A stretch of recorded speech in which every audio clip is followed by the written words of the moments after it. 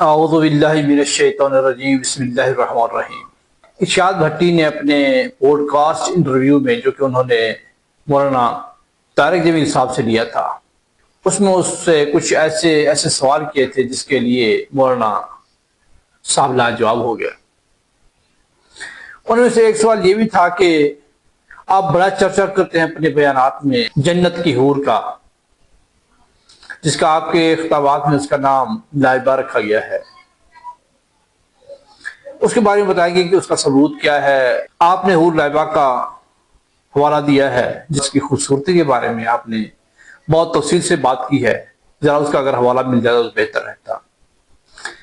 مولانا طارق جمیل یہاں پر غصے میں آ گئے اور کہا کہ جی میں نے آپ کے لیے کوئی حوالہ یاد نہیں کر رکھا اس وقت۔ بہرحال ارشاد بھٹی نے مزید اس پہ سوال کیا کہ اگر بخاری مسلم سے کوئی حوالہ مل جاتا اس کا تو بہتر رہتا۔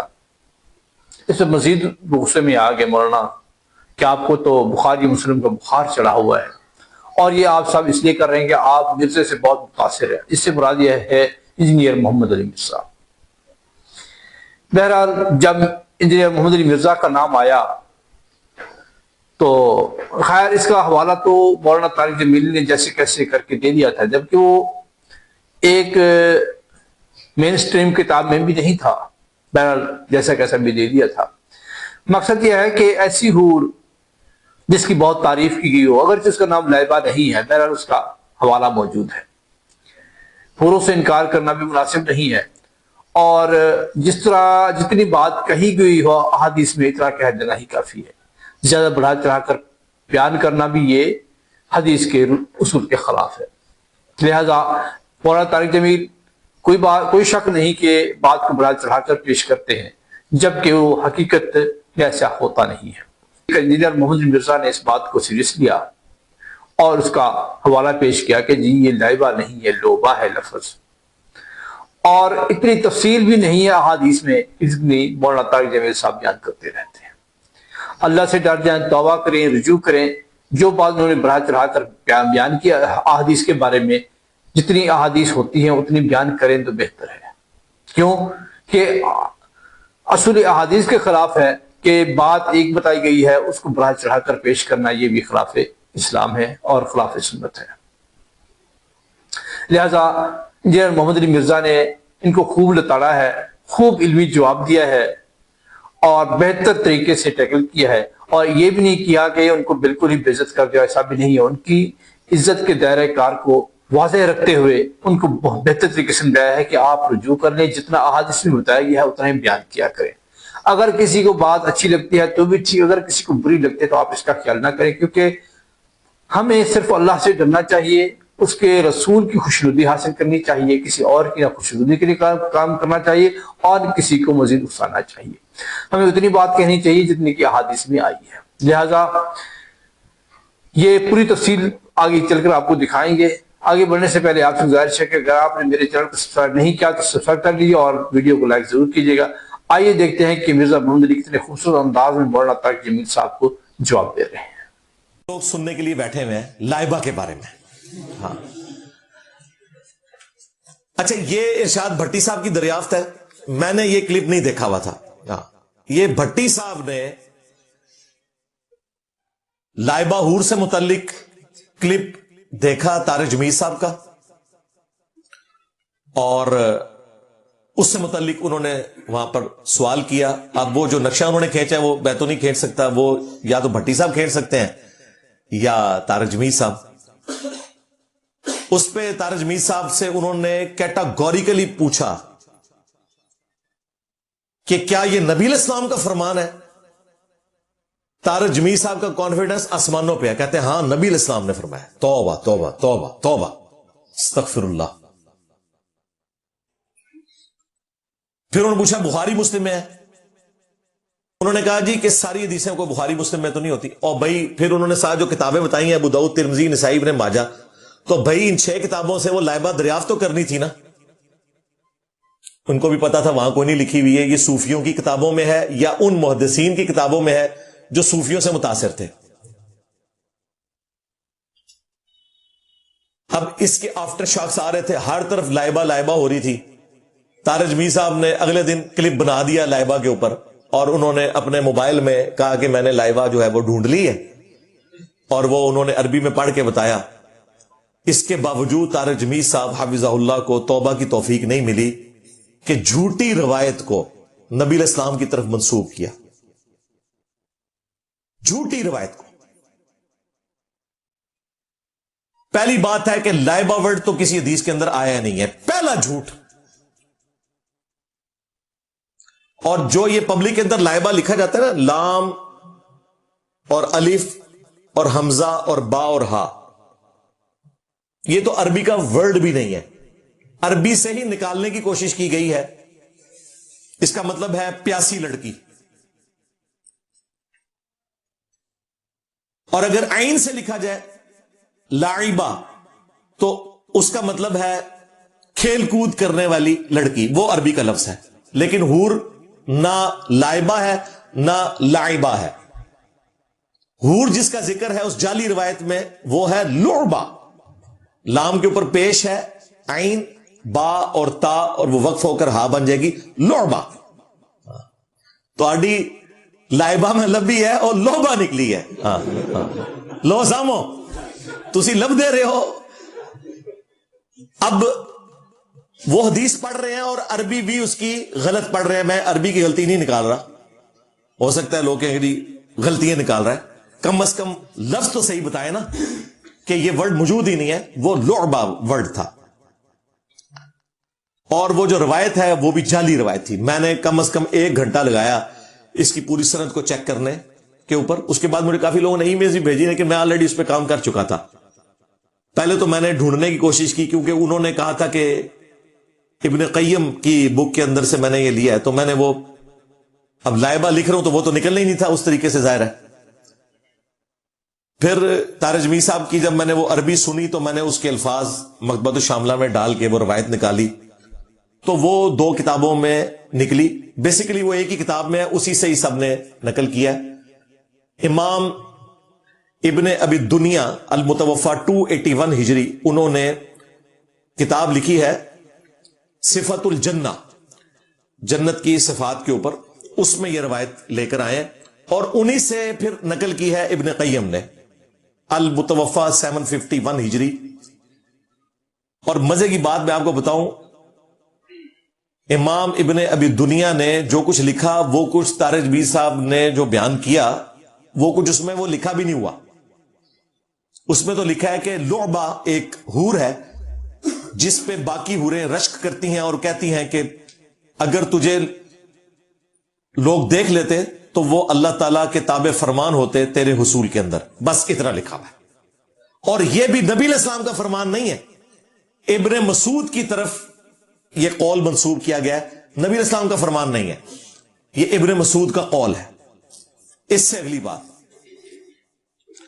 یہ روایت ایسی روایت ہے جس میں 2 مجہول راوی ہیں، عبید اللہ اور موسیٰ، نامعلوم راوی ہیں، محدثین ان کو جانتے ہی نہیں ہیں، نامعلوم۔ اور اس سے بڑی بات، ابن مسعود سے جو بندہ روایت بیان کر رہا ہے حسان بن عطیہ المتوفا 121 ہجری، اکثر محدثین کے نزدیک وہ تبع تابعی ہے، البتہ بعض نے اسے تابعی کہا، اور صرف ایک صحابی سے اس کی سماعت ہے، ابو امامہ باہلی سے، اور وہ بھی اس لیے کہ وہ 86 ہجری میں 106 سال کی عمر میں صحابی فوت ہوئے، وہ فوت کافی لیٹ ہوئے تھے، تو ان کا زمانہ پایا ہے حسان نے۔ باقی حسان کی حدیثیں بخاری مسلم میں موجود ہیں، ابو داؤد ترمذی میں۔ یہ کبھی بھی کسی صحابی سے روایت نہیں کرتا، ہمیشہ بیچ میں کوئی بندہ ہوتا ہے، کیونکہ اس کا زمانہ بعد کا ہے۔ اور ابن مسعود 33 ہجری میں فوت ہو گئے تھے حضرت عثمان کے دور میں، اس وقت حسان پیدا بھی نہیں ہوا تھا۔ لو سامو، منقطع روایت، ابن مسعود تو 33 ہجری میں فوت ہوئے ہیں نا، حضرت ابو ہریرہ 59 ہجری میں فوت ہوئے ہیں، ان سے اتنے بعد، ان سے بھی سماع ثابت نہیں ہے حسان کا، ان سے بھی سماع ایک تابعی کے تھرو ہوتا ہے۔ اس سے بھی لیٹ فوت ہوئے ابن عباس 63 हिजरी में, उनसे भी सबा साबित नहीं है। उनसे भी लेट फौत हुए 74 हिजरी में अब्दुल्ला बिन उमर भी और अब्दुल्ला बिन अमर भी। उन दोनों से जो रवायतें ये रावी बयान करता है ना, वो ताबी के थ्रू करता है। हां, 86 हिजरी में अबू उमामा बाहली, जो सबसे लेट फौत होने वाले साहब में से थे, उनसे एक आध रवायत इसकी मिलती है। बाकी तो इसकी तमाम रवायतें ताबीन से हैं, सहाबा कराम से इसकी कोई रवायत नहीं है सवाए एक सहाबी के। और इब्ने मसूद से तो तसव्वुर भी ना करें, उस वक्त तो ये पैदा भी नहीं हुआ था। ये जाली रवायत, एक लोबा लब्बी, हां लोबा लब्बी, ओ भी लाइबा नहीं निकली ना लाइबा निकली, तो रवायत भी जाली निकली। अब जुल्म नहीं है। हम ये सारे हवाले लगाएंगे। इब्ने कय्यम की किताब उर्दू में ट्रांसलेट हो चुकी है, उर्दू तर्जमा भी लगा दूंगा। इब्ने कय्यम ने साथ ऐड किया हुआ है वो वाला जुमला जो तारिक जमील साहब ने बोला, लेकिन वो भी वैसे नहीं है जितना उन्होंने उसको ग्लैमराइज करके बयान किया। उसमें सिर्फ यह है कि अगर अहले जन्नत के लिए बहुत मुकद्दर होती तो जन्नती उसको देखकर मर जाते हैं, लेकिन अहले जन्नत नहीं मरेंगे क्योंकि जन्नत में मौत नहीं है। बस ये लिखा हुआ है। बाकी वो जितना उन्होंने नक्शा खींचा है वो बनी। और ये भी जो लिखा है ये भी एक सूफी का कौल लिखा हुआ है, ये इब्ने मसूद का भी कौल नहीं, यानी ये उससे भी गई गुजरी चीज है। अब मैं तारिक जमील साहब से रिक्वेस्ट करूंगा कि ये जो आपने हूर के ऊपर बयानिया घड़ा है ना, इसको वापस ले लें। और बार बार इरशाद भट्टी साहब ने आपके ऊपर जो हुज्जत तमाम की कि क्या रसूलुल्लाह ने फरमाया था, तो आप बार बार इतने वसूख से कहते रहे कि नबी इस्लाम ने फरमाया। तौबा तौबा, अल्लाह से डर जाएं, ये बड़ा खतरनाक मामला है। बुखारी और मुस्लिम दोनों में हदीस मौजूद है, जिसने मेरी तरफ कोई ऐसी बात मंसूब की जो मैंने नहीं फरमाई, वो अपना मकाम जहन्नम में देख ले। हां जी।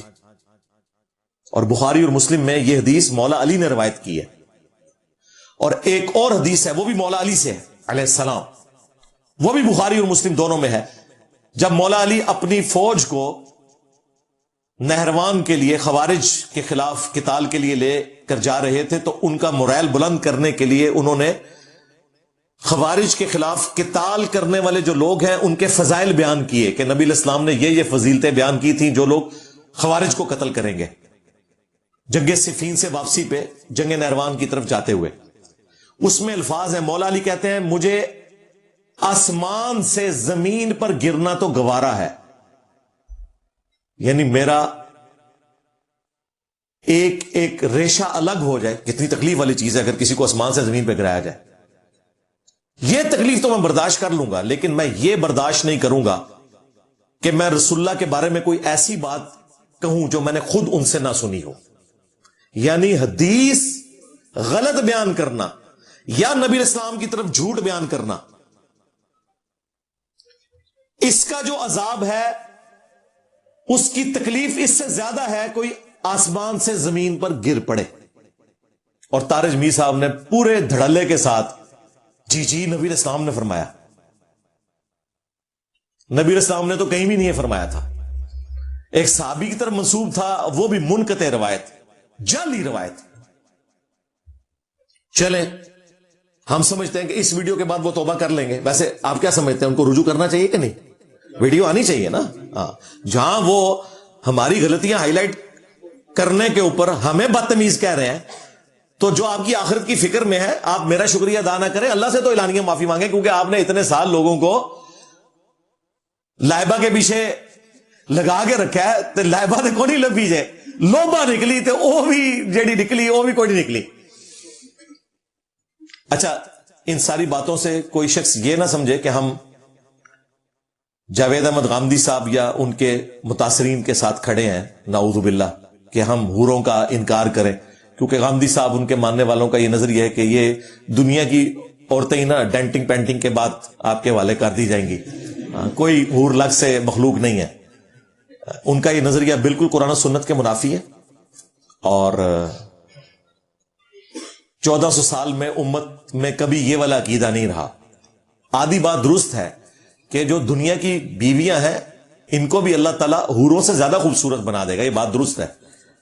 लेकिन यह कहना कि हूर अलग से कोई अल्लाह ताला की मखलूक नहीं है, सिर्फ 2 कंसेक्टिव सूरतें अगर आप पढ़ लें खुद से, मुझे भी छोड़ दें, गामदी साहब को भी छोड़ दें, सूरत الرحمن اور सूरत الواقعہ उसमें बाकायदा हूरों का बाई नेम जिक्र है, और सूरह الرحمن में तो आया कि इन हूरों को जन्नतियों से पहले ना किसी जिन ने छुआ ना किसी इंसान ने।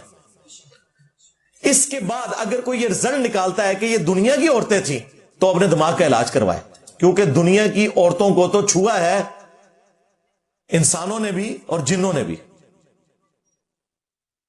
अल्लाह ताला हूरों की यह तारीफ बयान कर रहा है कि किसी इंसान ने उनको नहीं छुआ, हाथ तक नहीं लगाया, तो वो अलग से एक मखलूक है।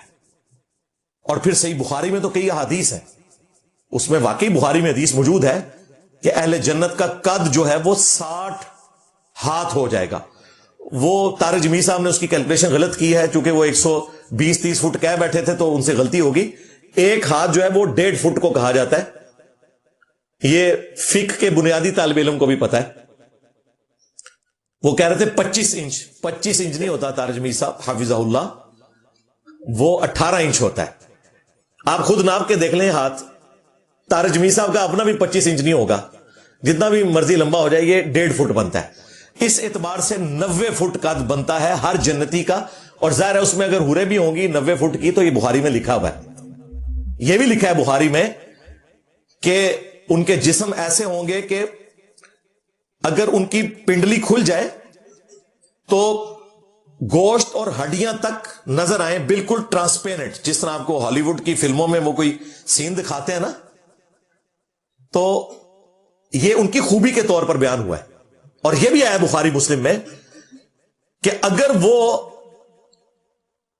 अपना चेहरा खोल दें तो जन्नत से लेकर जमीन तक पूरी कायनात रोशन हो जाए और खुशबू से महक उठे। ये जन्नत की डायनामिक्स है, इसमें कोई शक नहीं है।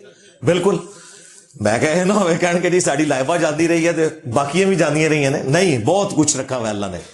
अल्लाह ताला ने जन्नत में अहले जन्नत के लिए वो कुछ रखा है जो किसी ने तसव्वुर भी नहीं किया।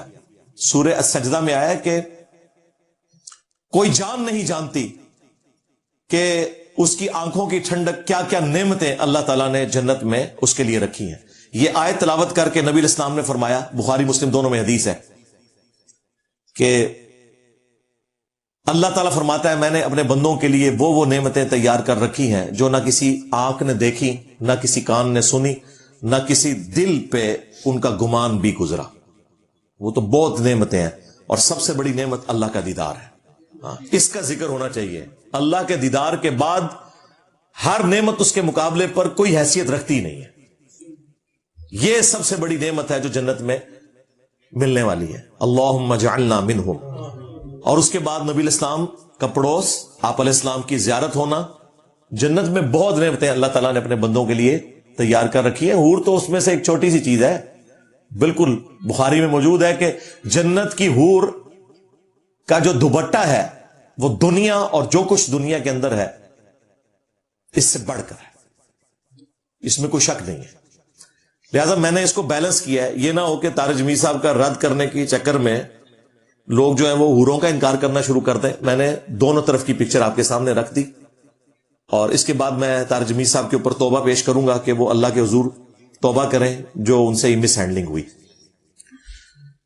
आखिरी इल्मी पॉइंट नंबर 10, ये मैंने आखिर में क्यों रखा, ये मेरी जात से मुतालिक था जिसमें उन्होंने ह्यूमन डिग्निटी वायलेट की। कोई और मौलवी होता ना तो स्टार्ट ही इससे करता, मैंने इसको आखिर पे रखा ताकि मैं बताऊं कि हमारा इनसे उसूली अकीदे में कुरान और सुन्नत के दलाइल की बुनियाद पे इख्तलाफ है। वो उन्होंने इरशाद भट्टी साहब को डांटते हुए कहा कि तनू बुखारी मुस्लिम दा बुखार चढ़ गया, लगता है तू मिर्जे तू ज्यादा ही मुतासिर हो गया। ये दो जुमले उन्होंने बोले, मेरा नाम तहकीर से लिया। और सब कॉन्टिनेंट के मुआशरे में आपको पता है ये मिर्जे के साथ अगर बोला जाए तो इससे क्या मतलब निकाला जाता है। मैं नहीं कहता कि तारिक जमीर साहब ने निकाला होगा, लेकिन उनके अल्फाज का चुनाव दुरुस्त नहीं था। मिर्जा साहब कह लेते, इंजीनियर साहब कह लेते मिर्जे, और लोग वकालत कर रहे हैं कि जी वो पंजाबी में कहा था तो मिर्जा ही कहना था। जनाब पंजाबी में भी मिर्जा साहब ही कहा जाता है। मेरे کلاس فیلو مجھے مرزا صاحب ہی کہتے تھے انجینئر یونیورسٹی میں, پنجابی بولتے تھے ہم. میرے آفس میں بھی کئی پنجابی سپیکنگ تھے, کبھی مرزے کہہ کے انہوں نے مجھے مخاطب نہیں کیا. لہذا یہ آپ جھوٹا دفاع نہ کریں, لوگوں کو تمیز سکھانے نکلے ہیں, اور انجینئر کو کہتے ہیں گمراہ ہے, بدتمیزی سکھا رہا ہے, دائی کی ایسی زبان نہیں ہوتی. اور اللہ نے دیکھیں کرامت ظاہر کی, مجھ پہ اللہ کی کرامت ہوئی, میں نے نہیں ظاہر کی, کہ اسی پوڈ کاسٹ میں ان کی زبان سے وہ لفظ نکلا کہ مرزے تو زیادہ متاثر ہے. جو لوگوں کو تمیز سکھا رہے تھے خود انہوں نے میرا نام کس طریقے سے لیا, اور پھر کہا کہ بخاری مسلم کا بخار چڑھ گیا. یہ بات میں نے کی ہوتی نا, آج پورے ملک کے اندر نا ہنگامے ہو رہے ہوتے ہیں کہ انجینئر صاحب پہ توہین مذہب لگائی جائے. 295A 295A جو ہے وہ توہین مذہب کی ہے, 295B توہین قرآن کی ہے, اور 295C توہین رسالت کی ہے. 295C پہ تو ڈیتھ پینلٹی ہے نا, 295A اور B کے اوپر بھی 10 سال قید ہے, اور اس میں ضمانت بھی نہیں ہوتی. اگر یہ میں نے کیا ہوتا نا تو سب نے ہنگامہ کھڑا کر دینا تھا. توہین ہے نا, اور یہ توہین اس لیے ہے کہ حنفیوں کو بچپن سے یہ توہین سکھائی جاتی ہے. ہم چھوٹے سے تھے نا, حنفی بریلوی تھے, تو حافظ آباد سے نا ایک شاہ جی آیا کرتے تھے تقریر کرنے کے لیے, بریلویوں کے شاہ جی. ان کی کیسٹیں بھی میرے پاس رکھی ہوئی ہیں ابھی بھی. تو وہ شعر پڑھتے تھے, بنا عشق نبی پڑھتے ہیں جو بخاری, آتا ہے بخار ان کو نہیں آتی بخاری. یہ اسی شعر کا بخار چڑھا ہوا تھا طارق جمیل صاحب کو, اسی لیے انہوں نے یہ ورڈ استعمال کیا کہ تنو بخاری مسلم دا بخار چڑھ گیا. بھٹی صاحب جواباً اگر یہ کہتے کہ آپ کو فضائل اعمال کا بخار چڑھ گیا, آپ کو اپنے بزرگ بابوں کا بخار چڑھ گیا, تو طارق جمیل صاحب نے چھت سے جا کے لگنا تھا. ہاں, اور آپ احادیث کے بارے میں اس طرح بول رہے ہیں کہ بخار چڑھ گیا. یہ آپ اعلانیہ معافی پبلکلی آپ کا مانگنا بنتا ہے, اور آپ نے پہلے بھی کئی موقعوں پر معافی مانگی ہے. یہ تو سینسٹیو مسئلہ ہے, آپ کا معافی مانگنا بنتا ہے. باقی ہمیں پتا ہے کہ حنفیوں کے جینز کے اندر بخاری مسلم کی نفرت ہے, نیچرل ہے. اس کی وجہ ہے کہ امام بخاری امام مسلم کو اللہ نے وہ پذیرائی دی جو ان کے بڑوں کو نہیں ملی, تو جیلسی فیکٹر ہے ان کے اندر. پھر ان کی نماز بخاری مسلم میں نہیں لکھی ہوئی, ایک کمزور روایت ترمذی سے لاتے ہیں, اس پہ بھی نقد کی ہوئی ہے عبداللہ ابن مبارک نے جامع ترمذی میں ہی, اور امام ابو داؤد نے بھی, کہ روایت ثابت ہی نہیں ہے. بخاری مسلم میں نماز کا طریقہ ہے رکوع میں جاتے وقت اور رکوع سے اٹھتے وقت رفع الیدین کرنا. یہ رفع الیدین کے دشمن ہے. اگر آپ کہنا کہ طارق جمیل صاحب دشمن نہیں ہے, تو ان کی پرسنل باتیں بھی ہمیں پتہ ہے, بلکہ لوگوں نے ایکسپوز کی ہوئی ہیں کہ انہوں نے لوگوں کو رفع الیدین سے روکا ہوا ہے. باقاعدہ ایک پروفیسر صاحب ہیں کیمسٹری کے فیصلہ آباد میں, انہوں نے کتاب لکھی تھی جو طارق جمیل صاحب کی وجہ سے دین پہ آئے تھے, اور بعد میں جب انہوں نے رفع الیدین شروع کیا تو کہتے ہیں مسجد نبوی میں ساتھ کھڑا تھا. طارق جمیل صاحب نے مجھے پہلے ایک کتاب دی تھی حدیث اور اہل حدیث, کیونکہ میں نے رفع الیدین شروع کر دیا تھا. اس کتاب میں گھوڑوں کی دموں والی حدیث جو ہے نا رفع الیدین پہ لگائی ہوئی ہے. تو پروفیسر صاحب کہتے ہیں کہ وہ کتاب میں نے ان کو واپس کی, میں نے کہا جی اس بندے کا تو لیول یہ ہے, گھوڑوں کی دموں والی حدیث نے رفع الیدین پہ لگا دیا. تو پھر کہتے ہیں میں نے نماز ان کے ساتھ رفع الیدین سے پڑھی. کہتے ہیں پہلے تو میں ریلیکٹنٹ تھا کہ طارق جمیل صاحب کی وجہ سے مجھے اللہ نے ہدایت دی, اور آج میں ان کے ساتھ کھڑے ہو کے رفع الیدین مسجد نبوی میں کروں گا تو یہ مجھے کہیں روکے رہا. پھر میں نے کہا نہیں, وہ تو سٹیج پہ کہتے ہیں کہ سب میرے نبی کے طریقے ہیں. سرکار یہ سٹیج کا بیان ہے. ہاں, کہتے ہیں سلام پھیرا تو مجھے وہ کہتے ہیں اے تو کیا کیتا ہے, ہائے ہائے سب میرے نبی کے طریقے ہیں. یہ پروفیسر صاحب زندہ ہیں, کتابیں پرنٹ کر رہے ہیں, اور ان کو پتہ ہے کیمسٹری کے. تنو تو میں کتاب دیتی تھی وہی جو اپنی جانگلی زبان ہے جو ان کی. اچھا جانگلی اس کو نیگیٹو ورڈ نہ سمجھیے گا, ان کی پنجابی جانگلی ہے, میری لوگوں نے اصلاح کی ہے کہ سرائکی نہیں ہے, یہ جانگلی سپیکنگ ہے. تنو میں کتاب دیتی سی, تو وہ نہیں پڑھی, انہوں نے کہا گھوڑیاں دے دمیں والی حدیث لکھی سی تے اے وے, تو کوئی اور کتاب پڑھ لینی سی, رفع الیدین کی شروع کیتے ہی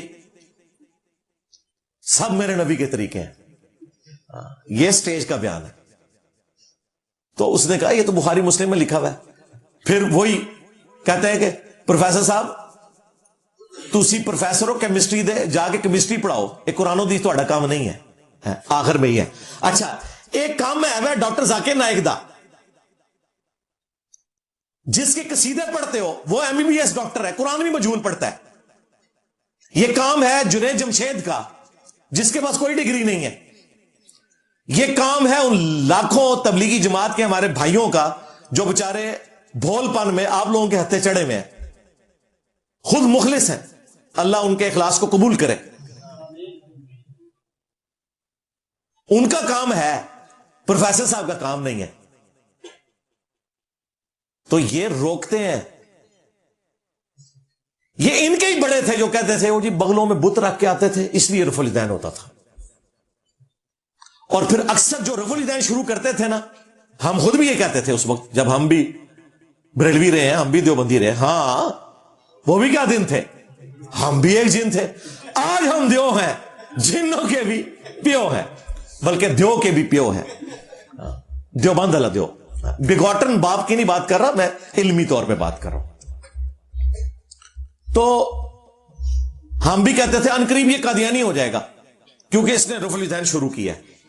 اور بھائی ہم نے بتایا کہ بھائی قادیانی تو حنفی ہیں، حنفی بریلوی، حنفی دیوبندی، حنفی قادیانی۔ قادیانی فقہ میں حنفی ہیں، بغیر رفع الیدین کے نماز پڑھتے ہیں، جبکہ ہمارے سٹوڈنٹس بخاری اور مسلم میں لکھے ہوئے سنت طریقے پہ نماز پڑھتے ہیں۔ ہمارا سٹوڈنٹ تو قادیانیوں والی نماز کا طریقہ چھوڑ کے ادھر آیا ہوا ہے، وہ کیسے قادیانی ہو سکتا ہے؟ لو سامو، اس سے بڑھ کر تمہارے غوث پاک تارجمی صاحب کے بھی ہے نا، غوث پاک کا دھوبی ان کا بھی ہے نا، کیونکہ اشرف تھانوی نے غوث پاک کا دھوبی لکھا ہے۔ انہوں نے بھی نماز کا طریقہ رفع الیدین کے ساتھ لکھا ہے غنیۃ الطالبین میں، اور ان سے بھی پہلے امام غزالی نے بھی کیمیاء سعادت میں رفع الیدین کے ساتھ نماز کا طریقہ لکھا ہے۔ اور تم کہتے ہو بخاری مسلم، سوری آپ کہتے ہو کہ بخاری مسلم کا بخار چڑھ گیا۔ یقین کرو یہ طارق جمیل صاحب سن، ورنہ میں لمحہ پا لینا سی کوئی اور مولوی ہوتا تھے۔ مجھے افسوس ہو رہا ہے طارق جمیل صاحب کے بارے میں اس لیول پہ اترتے ہوئے۔ میں نہیں چاہتا تھا کہ طارق جمیل صاحب عمر کے آخری حصے میں اس طریقے سے ڈی فیم ہو یا ایکسپوز ہو، کیونکہ لاکھوں لوگوں کی عقیدت ان سے وابستہ ہے، وہ جسٹیفائی ہے۔ ہو سکتا ہے انہی کی دعائیں کام آئی ہیں اور طارق جمیل صاحب کو آخری عمر میں توبہ کی توفیق مل گئی ہے کہ پوری زندگی جس کتاب کو لے کے گھومتے رہے، اینڈ پہ وہ فضائل اعمال سے فضول مال بن گئی ہے۔ فضائل اعمال سے فضول مال، ان کا یہ میرا کوئی لینا دینا نہیں ہے۔ مجھے لگتا ہے انہی کی دعائیں لگ گئی ہیں ان کو، اور ابھی تو میری دعائیں بھی لگنی ہیں انشاءاللہ تعالی۔ آج کے بعد آپ نے کئی اور چیزوں سے بھی توبہ کرنی ہے جو آپ صحیح بھی مانے ہوئے ہو۔ اور میں طارق جمیل صاحب سے ریکویسٹ کروں گا کہ صرف زبانی کلامی نہیں، کبھی آپ ہاتھ چھوڑ کر نماز پڑھیں نا کیمرے میں، کبھی رفع الیدین کے ساتھ نماز پڑھ کے بتائیں نا، پھر ہم کہیں گے ہاں پریکٹیکلی آپ سنت پہ عمل کر رہے ہیں۔ ورنہ جو کچھ آپ کے بارے میں لوگ سوچتے ہیں انہی باتوں کو تقویت ملے گی۔ باقی جو میرے حوالے سے آپ نے الفاظ استعمال کیے، گمراہی پھیلا رہا ہے، بدتمیز ہے، مرزے، اور جو بخاری مسلم کو آپ نے کہا بخار چڑھا، کیونکہ وہ بھی میری طرف ہے، کیونکہ میری وجہ سے بخار چڑھا ہوا ہے بقول آپ کے۔ یہ ساری کی ساری چیزیں آپ اللہ تعالیٰ سے معافی مانگے اعلانیہ آ کے۔